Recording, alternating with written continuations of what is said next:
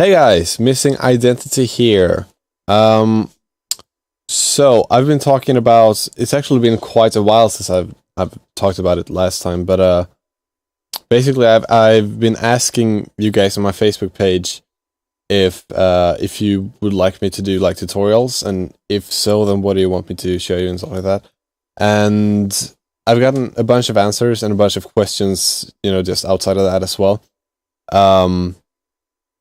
And I've been trying to kind of get my computer working with recording and stuff, and it hasn't really been working, so I bought some new stuff, and hopefully it works the way it should now.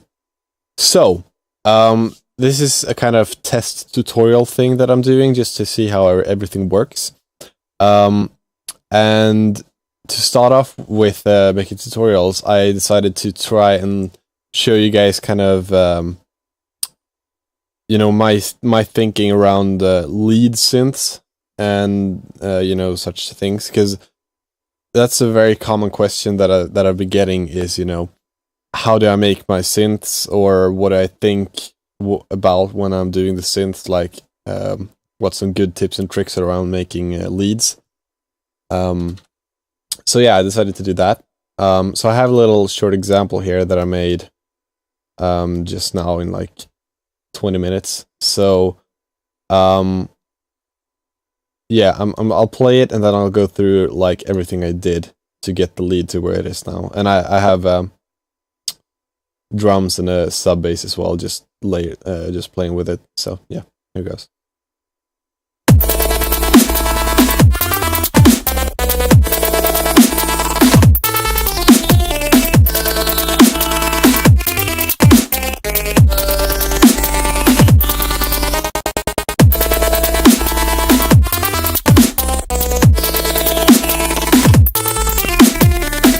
Alright, so that's just a loop going over and over again.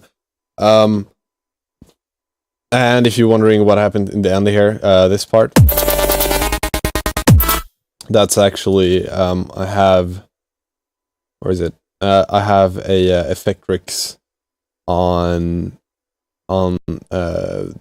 it's the sub and the lead right now. I actually have it on the sidechain channel, which I send like all of my synths and stuff to one channel that's been sidechained, and with that I can affect all of those synths in any way I want, kind of whenever I want. So what I did is I put an Effectrix on there, which is using a stutter effect, which is just turning on shortly there in the end, so you can see it working here.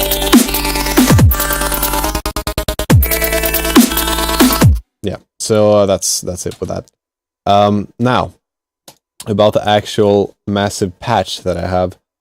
I actually started off with an old preset I had laying around, which is called, well, I called it Sync 16th lead, which is obviously because it's wobbling in a what do you call it? In like 16th notes or whatever. So here's the lead just by itself.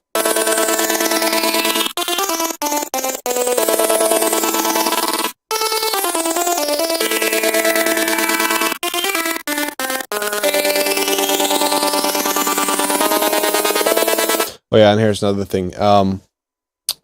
I did customize the preset a lot, so it's very different from... Actually, I can probably show you the initial sound I was using. If I open a new patch up massive, let's see if I can get my keyboard up as well, so I can show you. So I have some, weird names there, but anyway. Oh, I must have saved it. I saved it over the original one. But I think it was like kind of like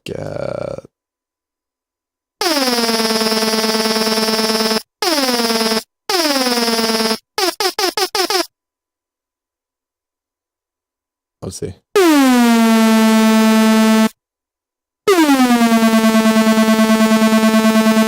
Yeah, that's more like the original sound. And here's what I have now.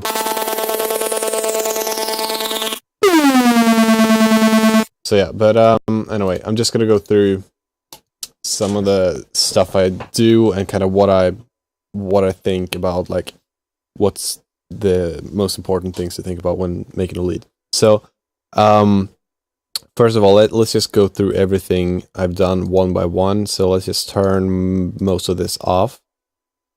Okay, so right now, nothing is affecting the, this is just like a clean, actually, let's do this. It is, okay. So this is just a clean saw wave straight out of Massive. And an important part to note, actually, is I do have an EQ and a limiter on here, because that's an important part. You see, I've cut everything below around 300 hertz. Just cut it off, take it out. It's not needed, because this is a lead sound, right? You're gonna have a bass layered on top of it, so you don't need any of those low frequencies. You just, yeah, they just take up space in your mix. So that's, I always take those out, and I do this kind of thing just to make it a little softer in the sound, because if I put this back out, I don't know, I just don't like the sound. I don't know what to say about that. This is just something I tend to do from listening to the sound, just playing with the EQ, and yeah, I tend to end up with this.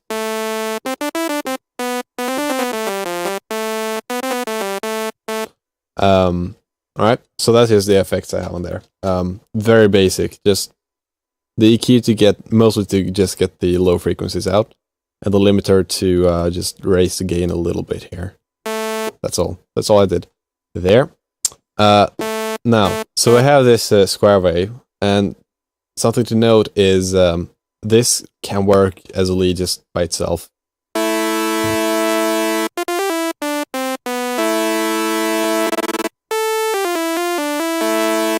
Like, you probably recognize that sound from some, you know, pretty big songs. So, you know,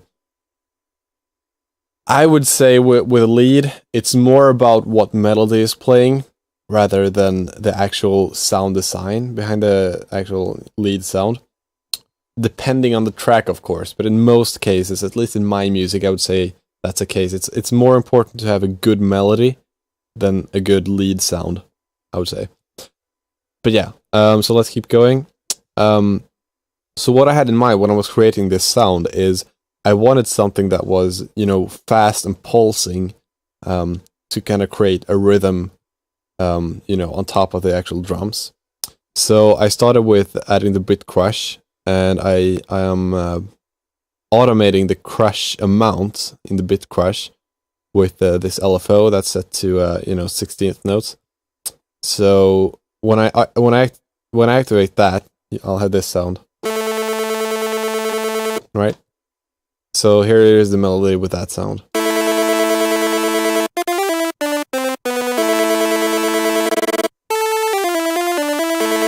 Right, so already we're having this kind of chiptune-ish kind of sound.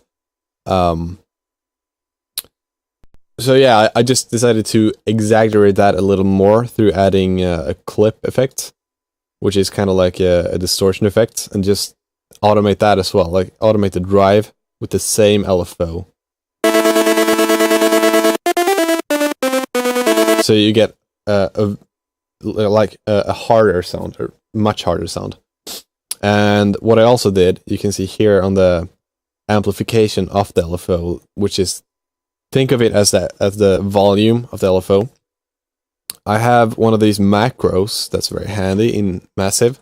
I have one of those, you know, connected to the LFO. So what you do is you just drag that over there, and it'll be like this, and you just drag it up, and then you can control the LFO amount, like so.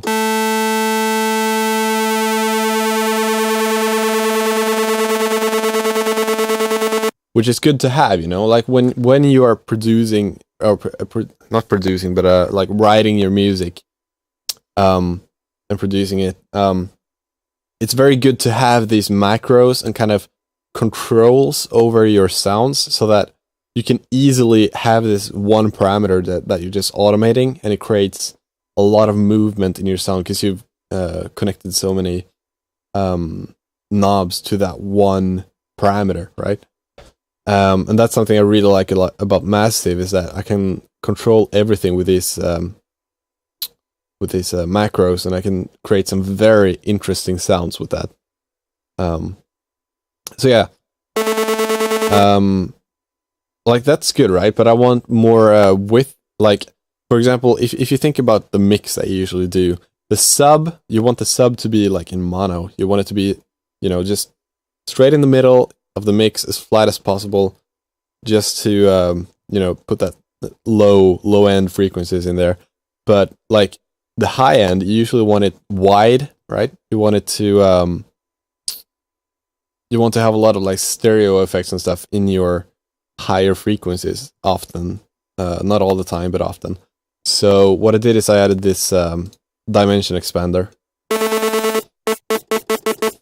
which is, it just makes it wider, and a phaser as well to add a little bit of more you know, movement in there.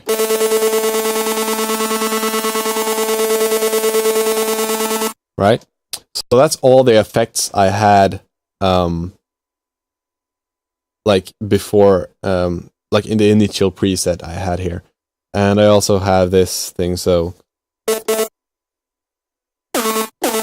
it's basically just an envelope on, which is automating the pitch, like from an octave above where I'm playing down to where I'm playing, right? And it's quick in the beginning, so it has this kind of punch to the initial, like yeah, to initiate the actual sound.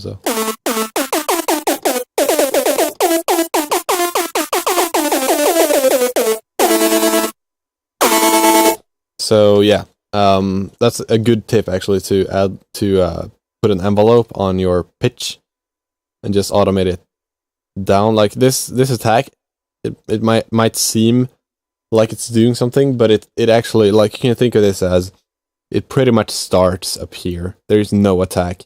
It starts on the top and goes straight down. And I could do this if I wanted to.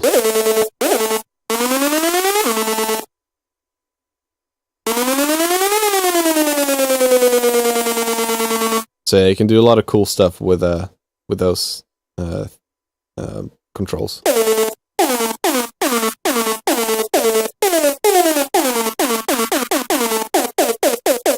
Right. Okay. So that's just the base of the sound, really. And if I play it with all this now.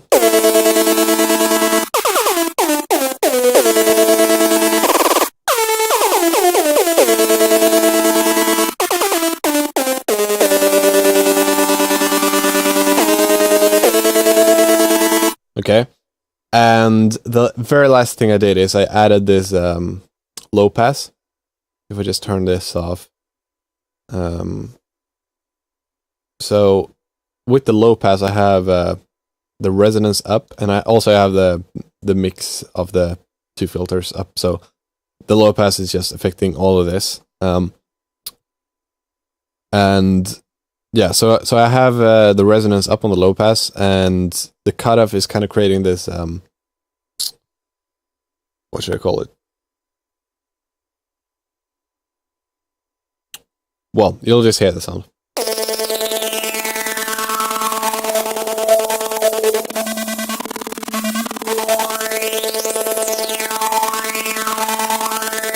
Right?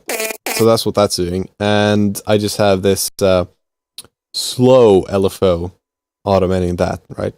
So if I turn the LFO on and just hold the notes, I have a lot of movement all the way through, right? And it's not really the same at any spot, which is what I'm after. I want a lot of movement so that it doesn't feel as static as like just a straight up saw wave.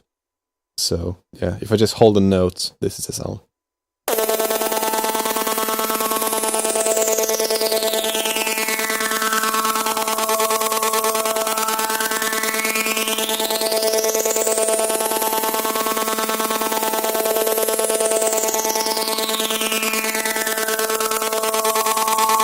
Right, so that's kind of acting like the sound you get is kind of like a phaser, right?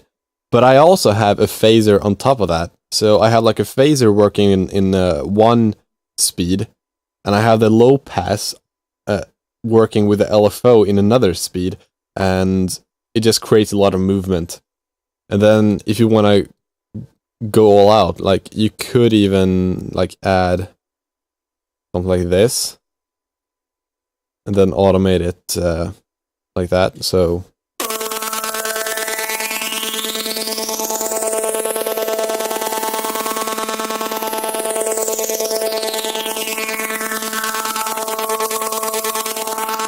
right, just to get more movement, you could do that, but I'm not gonna do that. So yeah, so that's like how I created this lead. Oh, sorry, I just hit the mic. But anyway, and yeah, and then I just added this sub bass on top of that. So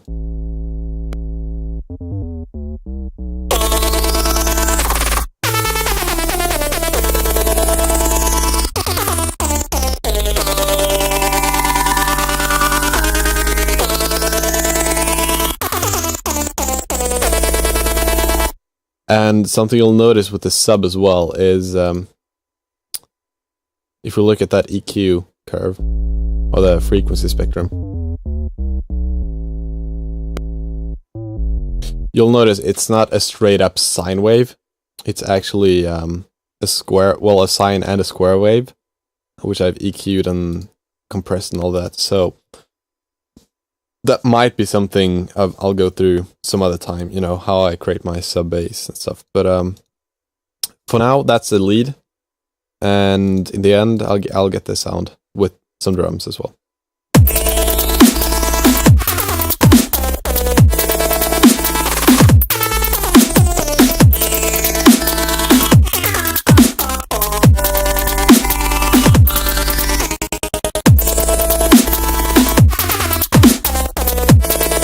Okay, so let's see how the recording worked. Hopefully you'll see this on my YouTube channel. If you do, then everything worked out fine.